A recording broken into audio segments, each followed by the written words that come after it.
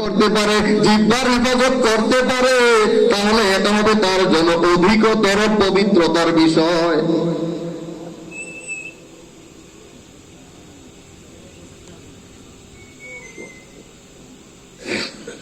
তাহলে যে ব্যক্তি কি করতে পারবে, লজ্জাস্থানের হেফাজত করতে পারবে, জিহ্বার হেফাজত করতে পারবে, নজরের হেফাজত, তাহলে কয়টা? তিনটা বিষয়ের হেফাজত যদি করতে পারে, রাসূল বলছেন এই সব কিছু হচ্ছে তার জন্য অধিকতর পবিত্রতার বিষয়, যে পবিত্রতা তাকে জান্নাতে পৌঁছে দিবে। সুবহানাল্লাহ। সম্মানীয় উপস্থিতি, কিছুদিন আগে আমাদের মেরাজের রজনী গেল, রাসূল সাল্লাল্লাহু আলাইহি ওয়াসাল্লাম মেরাজে গেলেন। আমরা জানি প্রথম আসমানে দেখা হয়েছিল কার সাথে? আদম আলাইহিস সালামের সাথে। প্রথম আসমানে, সাত আসমানে তো সাতজন নবীর সাথে সাক্ষাৎ হয়েছে, প্রথম আসমানে সাক্ষাৎ হলো আদম আলাইহিস সালামের সাথে। আমি একটু দ্রুত বলার চেষ্টা করতেছি, সময় সব, আপনারা একটু মনোযোগ দিবেন। আদম আলাইহিস সালামের সাথে সাক্ষাৎ, রাসূল যখন প্রথম আসমানে ঢুকলেন, গিয়ে দেখলেন যে এক ব্যক্তি বসে আছে, তার নিকটে মৃত ব্যক্তিদের আত্মাগুলোকে উপস্থাপন করা হচ্ছে। ওই ব্যক্তি কিছু আত্মা দেখে আনন্দিত হয়ে যান, পুলকিত হয়ে যান, তার চেহারার মধ্যে আনন্দের ফোয়ারা বয়ে যায়।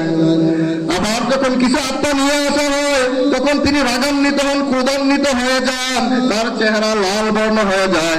রাসূল সাল্লাল্লাহু আলাইহি ওয়াসাল্লাম জিবরাইল আমিনকে জিজ্ঞেস করলেন, ওগো জিবরাইল, এই ব্যক্তিটা কে আর এরকম কেন করতেছে? দেখতেছি তার কাছে কিছু আত্মা নিয়ে আসা হচ্ছে, কিছু দেখে সে আনন্দিত হচ্ছে, কিছু দেখে সে রাগান্বিত হচ্ছে, ঘটনাটা কি? তখন জিবরাইল আমিন বললেন, উনি হচ্ছেন পৃথিবীর প্রথম মানব হযরত আদম আলাইহিস সালাম। এবং উনি এরকম করেন কেন? বলে পৃথিবীতে যারা মারা যাচ্ছে তাদের আত্মাগুলো তার সামনে উপস্থাপন করা হচ্ছে। এই দুনিয়াতে যারা ভালো ছিল, যারা তাদের চক্ষুকে হেফাজত করে আসছে, তাদের লজ্জাস্থানের হেফাজত করে আসছে, ঠিক আছে, যারা তাদের দুনিয়ায় আল্লাহর বিধানগুলোকে ফলো করছে, তারা জান্নাতে যাবে। এই আত্মাগুলো দেখে তিনি পুলকিত হয়ে বলেন, হায় হায়, কি সুন্দর আত্মা, কি ভালো আত্মা, দুনিয়াতে থাকতে একটা ভালো দেহের মধ্যে ছিল। খুশি হন, কারণ আমরা হচ্ছে ওনার সন্তান, উনি সন্তানদের আমল নামা পেশ করলে উনি খুশি হন। আবার যখন কোন পাপী বান্দার আত্মাকে উপস্থাপন করা হয়, তখন তিনি রাগান্বিত হয়ে যান, বলেন এর একটা নিকৃষ্ট আত্মা, দুর্গন্ধযুক্ত আত্মা, পৃথিবীতে থাকতে সে আল্লাহ রাব্বুল আলামিনের কোন বিধানকে তোয়াক্কা করে নাই, যেইভাবে মন চেয়েছে সেইভাবে চলেছে, আজকে তার জন্য জাহান্নাম অবধারিত। আজকে তার জন্য কি? জাহান্নাম অবধারিত। আদম বলেন এটা হচ্ছে পবিত্র আত্মা। আল্লাহ রাব্বুল আলামিন এই জায়গায় বলছেন, কেউ যদি দৃষ্টিকে অবনমিত রাখে, লজ্জাস্থানের হেফাজত করে, চোখ এরপরে কি করে, তার জিহ্বাকে হেফাজত করে, তাহলে ওই যে পবিত্রতার কথা রাসূল সাল্লাল্লাহু আলাইহি ওয়াসাল্লাম মেরাজের রাত্রে গিয়ে ঘোষণা করেছিলেন, দেখেছিলেন, বলছেন এইটাই হবে তার জন্য পবিত্রতার বিষয়। এটাই হবে কি তার জন্য পবিত্রতার বিষয়। আল্লাহ রাব্বুল আলামিন অন্য জায়গায় বলেছেন, ক্বাদ আফলাহা মান তাযাক্কা ওয়া ক্বাদ খাবা মান দাসসাহা। সফল ওই ব্যক্তি যে নিজেকে পূত পবিত্র আত্মশুদ্ধির জায়গায় সর্বোচ্চ জায়গায় পৌঁছাইতে পেরেছে, যে নিজেকে পিওর করতে সক্ষম হয়েছে, সেই হচ্ছে সফল। আর যে নিজেকে পিওর করতে পারে নাই, সে হচ্ছে ব্যর্থ। সে কি? ব্যর্থ। এরপর আল্লাহ বলছেন, ইন্নাল্লাহা খাবীরুম বিমা ইয়াসনাউন। ও মানুষ, তোমরা এমন মনে করো না দুনিয়াতে তোমাকে আমি কোরআনে বিধান দিয়ে ছাইরা দিয়েছি, তোমাকে আমার নিকট আসা লাগবে না, আর আমি তোমাদের এই বিষয়গুলো খোঁজখবর রাখার জন্য কোনো প্রচেষ্টা চালাচ্ছি, এরকম না, এটা মনে করো না। দুনিয়াতে তোমাকে আমি নির্দেশনা দিয়েছি, স্বাধীনতা দিয়েছি, তুমি যদি স্বাধীনতা পেয়ে আল্লাহর বিধানকে বলে যাও, আল্লাহ যে নির্দেশগুলো দিয়েছেন এগুলাকে তুমি অনুসরণ অনুকরণ না করো, তাহলে তোমাকে ছেড়ে রাখছি না। ইন্নাল্লাহা খাবীরুম বিমা ইয়াসনাউন। এই দুনিয়াতে চলতে গিয়ে তুমি যা করো না কেন, সব বিষয়ে আল্লাহ রাব্বুল আলামিন খবর রাখেন। তাহলে আজকে যারা মাহফিলে নাইয়া বাসায় বৈশা বৈশা মোবাইল টিপতেছে, আল্লাহ কি তার খবর রাখে? আল্লাহ কি তার খবর রাখে? তাইলে আল্লাহ কিন্তু সিসিটিভি সবকিছু ভিডিও করে রাখতেছেন, সময় মতো টিপ দিয়ে দিবেন, দেখবেন যে হায় হায় কি করলাম, হায় হায় কি করলাম, হায় রে হায়, এই দুনিয়ার জীবনে সামান্য মুখে পয়রা আজকে আমি জাহান্নামী হয়ে গেলাম। রাসূল সাল্লাল্লাহু আলাইহি ওয়াসাল্লাম বলেন, সফল ওই ব্যক্তি যেই ব্যক্তি দুনিয়ার জীবনে চলতে গিয়ে আল্লাহ কি বলেছেন, আমি রাসূল তাকে কিভাবে করিয়ে দেখিয়েছি এদিকে খেয়াল রেখে চলে। আল্লাহ রাব্বুল আলামিন বলেন, ওয়ালাল আখিরাতু খায়রুল লাকা মিনাল উলা, তোমাদের জন্য দুইটা সময়, দুইটা জীবন রয়েছে, দুনিয়ার জীবন, পরকালীন জীবন। এই দুইটা জীবনের মধ্যে পরকালীন জীবন হচ্ছে তোমাদের জন্য উত্তম জীবন। এই দুনিয়ার জীবন হচ্ছে সেই উত্তম জীবনকে সাজানোর জায়গা। আমরা যারা কৃষি কাজ করি, বলেন তো আমরা কি জমিতে যে ফসল বুনি জমির জন্য না বাড়ির জন্য? আমরা কি জমিতে সারা জীবন রাইখা দিব এই জন্য ধান বুনি? বুনি না। বুনি কেন? এখানে বুনলাম, বাইরের না খাওয়াম, বাইরের না কি করবো? খামু। এখন কোন কৃষক যদি মনে করে তোর পাত্রটা এটার ভক্ত কি গরজ আছে এটি খাই, 2 দিন পরে ঘরের টিয়া থাকবে না, 2 দিন পরে ঘরের গুলো থাকবে। তাহলে বুদ্ধিমান যিনি কৃষক, উনি জমিতে কাজ করে, দুনিয়া মাজরাতুল আখিরা, দুনিয়া হচ্ছে পরকালের ক্ষেত। পরকালের কি ক্ষেত? খেতে যদি ভালো পরিশ্রম করে বাড়িতে এনে ঠিকঠাক মতো খাইতে পারে, আর ক্ষেতের পরিশ্রমে যদি সে কি করে গ্যাপ করে বাড়িতে খাওয়ার মতো তার কিছু থাকে না। এই দুনিয়া হচ্ছে পরকালীন জীবনকে সুন্দর করার জায়গা। এখানে যদি আমরা আল্লাহর বিধানগুলোকে মানতে পারি, রাসূলের নির্দেশনাকে ফলো করতে পারি, তাহলে আমাদের পরকালীন জীবন হবে সুন্দর। যারা বুদ্ধিমান তারা দুনিয়ায় থেকে পরকালীন জীবনের জন্য কাজ করে। দুনিয়া থেকে কি করে? পরকালীন জীবনের জন্য কাজ করে। এতক্ষণ আমি যে আয়াতটা তেলাওয়াত করলাম, যে আয়াতের মানে তাফসীর করার চেষ্টা করলাম, এই আয়াতে আল্লাহ রাব্বুল আলামিন মুমিন যারা পুরুষ আছে তাদেরকে নির্দেশনা দিচ্ছেন।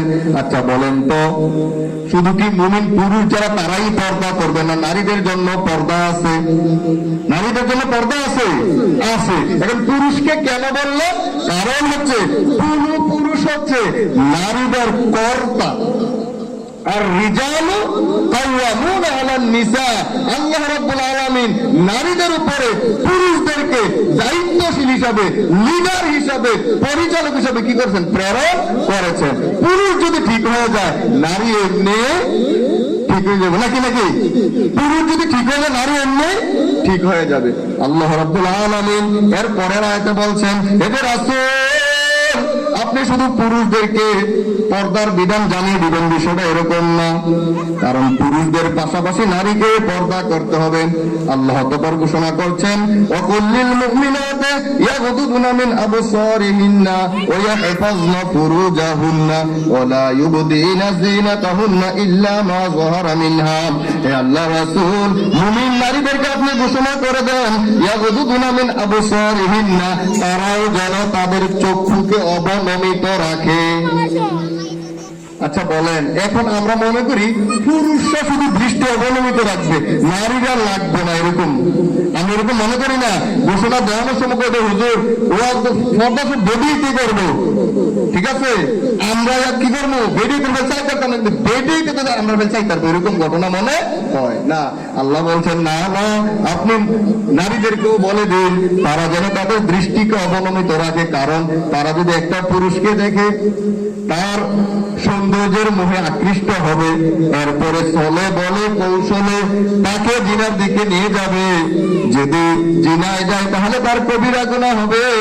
সুতরাং জিনায় যেন না যাওয়া লাগে, সেহেতু তাদেরকেও বলে দেন এই মহিলারাও যেন তাদের দৃষ্টি শক্তিকে অবনমিত করে রাখে। যেমনি ভাবে আল্লাহ রাব্বুল আলামিন পুরুষদেরকে তাদের লজ্জাস্থানের হেফাজতের কথা বলেছিলেন, তেমনি ভাবে এই জায়গায় এসে আবার নারীদেরকে বলছেন, ওয়াহফাজনা ফুরুজাহুন্না, তারাও যেন তাদের লজ্জাস্থানের হেফাজত করে। ওয়ালা ইউবদিনা যিনাতাহুন্না ইল্লা মা যাহারা মিনহা, আর তারা যেন তাদের সৌন্দর্যকে অন্য পুরুষের সামনে যা স্বাভাবিকভাবে প্রকাশ পেয়ে যায় তা ছাড়া অন্যগুলোকে প্রকাশ না করে। কি বলছি? স্বাভাবিকভাবে যা প্রকাশ পাওয়ার তা ছাড়া অন্য অঙ্গ প্রত্যঙ্গ সৌন্দর্য যেন তারা অন্যের নিকট প্রকাশ না করে।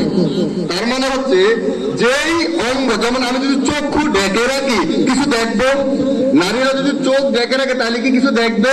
দেখবে না। যেহেতু চক্ষু ঢেকে রাখলে কিছু দেখবে না, রাস্তায় চলতে গিয়ে দেখার জন্য সে শুধু চোখগুলো খুলে রাখতে পারবে, চোখগুলো খুলে রাখতে পারবে। ঠিক আছে, এবার হাতের কবজি থেকে নিচের যে অংশ, এটাকে ইচ্ছা করলে সে খুলে রাখতে পারবে। পায়ে যে টাকলো আছে নিচের যে অংশ ইচ্ছা করলে খুলে রাখতে পারবে। এছাড়া বাকি সবটা হচ্ছে তার জন্য পর্দা। বাকি সবটা কি? পর্দা। তাহলে আল্লাহ বলছেন ওয়ালা ইউবদিনা যিনাতাহুন্না ইল্লা মা যাহারা মিনহা, তারা যেন স্বাভাবিকভাবে প্রকাশ পেয়ে যায় এমন অঙ্গগুলো ছাড়া বাকি অঙ্গের সৌন্দর্য মানুষের সামনে তুলে ধরে না। কিন্তু আজকে যদি আমরা আমাদের সমাজের দিকে তাকাই, আমাদের সমাজে তো মানুষ, বিশেষ করে মহিলাদের বিশাল একটা অংশ নিজেদের সৌন্দর্য প্রদর্শনের প্রতিযোগিতায় নেমেছে। এমন পোশাক পরে ভাই না পরলে ভালো ছিল। যদি একটা মহিলা উলঙ্গ অবস্থায় আসে আমরা লজ্জায় তার দিকে তাকাবো না, কিন্তু এমন পোশাক পরে আসে তার কোথায় কি আছে না আছে সবকিছু উপর দিয়ে এমনিতেই দেখা যায়, তখন মানুষ বেশি বেশি তার দিকে তাকায়। আল্লাহ রাব্বুল আলামিন এই জায়গায় বলছেন সে যেন এমন ভাবে তার পোশাক গুলো না পরে যে পোশাক পরলে পরে তার শরীরের আকর্ষণীয় অঙ্গ প্রত্যঙ্গ গুলো প্রকাশিত হয়ে যায়। ধরেন আটো কোনো পোশাক যদি পরে তাইলে তার বডির উঁচু নিচু জায়গাগুলো বোঝা যায়। তাহলে এরকম কোন পোশাক, এরকম কোন ড্রেস আপ, এরকম কোন জীবন মুমিন মহিলারা যেন পরিচালনা না করে, আপনি মুমিন মহিলাদেরকে বলে দিন। এরপরে আল্লাহ রাব্বুল আলামিন বলছেন ওয়ালিয়াদরিবনা বিখুমুরিহিন্না আলা জুয়ুবিহিন্না, তারা যেন তাদের বুকের উপরে ভারী ওড়না ব্যবহার করে, খিমার ব্যবহার করে, ভারী ওড়না, বড় ওড়না ব্যবহার করে, যার ব্যবহারের কারণে তার বডিতে কোথায় কি আছে কোনো কিছু বোঝা যাবে না। এখন আমাদের দেখবেন অনেক মহিলা আছে এমন বোরখা পরে, বোরখার কারণে তার ফাইল মানুষে চায়, কিন্তু বোরখাটা পরা উচিত ছিল তার পর্দা, যেন তার কোনো কিছু বোঝা না যায়, মানুষ যেন তার দিকে না তাকায়। কিন্তু আজকে দেখা গেছে এই বোরখার মতো কি আছে, স্টাইল আছে। আমরা সুলতানপুর মাদ্রাসায় আমরা যারা খিমার ছাড়া আছে তাদেরকে মারি, এত মারি, তারপরে দেখবে প্রতিদিন কিছু না কিছু মেয়ে ওই ছোট ছোট স্কার্ফ গুলা পরে কি করে আসে। আচ্ছা বলেন, যদি বাতাস আসে অতটুকু স্কার্ফ পরলে বাতাসে কি তার যে বডির যে কত অঙ্গগুলো আছে এগুলা কি ঢাইকা রাখতে পারে? পারে না। কিন্তু খিমারটা অনেক নিচু পর্যন্ত থাকে, হাঁটু পর্যন্ত, যত বাতাসই আসুক এইটা তো শরীর থেকে সরবে না। এই কারণে আল্লাহ বলছেন তারা যেন ওয়ালিয়াদরিবনা খুমুরিহিন্না আলা জুয়ুবিহিন্না, তাদের বুকের উপরে যেন ভারী চাদর খিমার কি করে তারা ব্যবহার করে। ওয়ালা ইউবদিনা যিনাতাহুন্না ইল্লা লিবুলাতিহিন্না, এরপর আল্লাহ রাব্বুল আলামিন বলছেন যে তারা যে তাদের স্বাভাবিকভাবে প্রকাশ পেয়ে যায় এমন অঙ্গগুলো দেখাবে। এখন এই অঙ্গগুলো যেগুলো স্বাভাবিকভাবে প্রকাশ পেয়ে যায় এগুলো কাদেরকে কাদেরকে দেখাইতে পারবে? রাসূল বলেন কোন মহিলার দিকে নজর গেলে সাথে সাথে ফিরাও। ওই হচ্ছে গায়রে মুহররম যারা তাদের জন্য, গায়রে মুহররম যারা তাদের জন্য তার চোখের দিকেও তাকানো যাবে না। এখন যারা মুহররম, যারা মুহররম তাদের চোখের দিকে তাকানো যাবে। এখন মুহররম কারা কারা এই বিষয়ে আল্লাহ রাব্বুল আলামিন কথা বলতেছেন। এখানে এই আয়াতটা অনেক বড়, তো এটা আমরা সূরা নূরের 30 এবং 31 আয়াত আমি এখানে এ থেকে কথা বলার চেষ্টা করেছি, আপনারা বাসায় গিয়ে দেখে নেবেন। এই আয়াতের বাকি কথা বলতে গেলে মানে যে সময়, এই সময় আমি শেষ করতে পারবো না। এই জায়গায় 14 ধরনের মানে আত্মীয়র কথা বলা হয়েছে যাদেরকে আমরা মুহররম হিসেবে চিনি, যাদেরকে মুহররম হিসেবে কি চিনি। এখানে এই বিষয়ে কথা বলা হচ্ছে, কারা কারা এটা আপনারা কি করবেন দেখে নেবেন। তাহলে আমরা যদি এই দুনিয়ার জীবনে ইবাদতে স্বাদ পেতে চাই এবং এই স্বাদ পাওয়ার মাধ্যমে দুনিয়ার জীবনটা সুন্দর এবং পরকালীন জীবনে জান্নাত পেতে চাই, তাহলে আমাদেরকে দুনিয়ায় চলতে গিয়ে পর্দা করতে হবে। কি করতে হবে? পর্দা করতে হবে। আল্লাহ বলেছেন কেউ যদি তার চক্ষুকে অবলম্বিত করে রাখে, আর রাসূল বলেছেন কেউ যদি তার দুই চোয়ালের মাঝের যে নরম অংশ এবং দুই রুর মাঝখানে যে নরম অংশ, এই দুইটাকে হেফাজত করতে পারে, তাহলে তিনটা জিনিসের হেফাজত যদি কেউ করতে পারে, সে ইবাদতে মজা পাবে। আর যে মজা পাবে সে কোথায় যাবে? জান্নাতে যাবে। আল্লাহ রাব্বুল আলামিন আমাদের এই দুনিয়ার জীবনে পর্দা করে তাকে সন্তুষ্ট করে পরকালীন জীবনে জান্নাতে সামান্য একটু জায়গার মালিক হওয়ার তৌফিক দান করুন, সেই আশাবাদ ব্যক্ত করে আজকে আমাকে এই মাহফিলে কথা বলার সুযোগ যারা করে দিয়েছেন তাদের প্রতি কৃতজ্ঞতা প্রকাশ করে, আসলে নিজের এলাকায় কথা বলতে পারা এটা অনেক বড় একটা পাওয়া। আমি যদি শুধু আমার যে হৃদয়টা ভালো দেখাইতে পারতাম তাহলে আমি আপনাদেরকে বুঝাইতে পারতাম যে আমি কতটুকু খুশি হয়েছি। যারা আমাকে এখানে বসার সুযোগ করে দিলেন তাদের প্রতি কৃতজ্ঞতা জানাচ্ছি, মাহফিল কমিটির প্রতি কৃতজ্ঞতা জানাচ্ছি। উত্তরোত্তর আল্লাহ রাব্বুল আলামিন এই মাহফিলকে এই এলাকার হেদায়েতের জারি হিসেবে কবুল করেন, সেই প্রত্যাশা রেখে আল্লাহ যেন আমাদেরকে আজকের যে কোরআন থেকে হাদিস থেকে যে কথাগুলো বলেছে এগুলোকে আমল করার তৌফিক দান করেন, সেই আশাবাদ ব্যক্ত করে আমি আমার আলোচনা এখানে শেষ করছি। ওমা তৌফিক ইল্লা বিল্লাহ। আসসালামু আলাইকুম ওয়া রাহমাতুল্লাহি ওয়া বারাকাতুহু।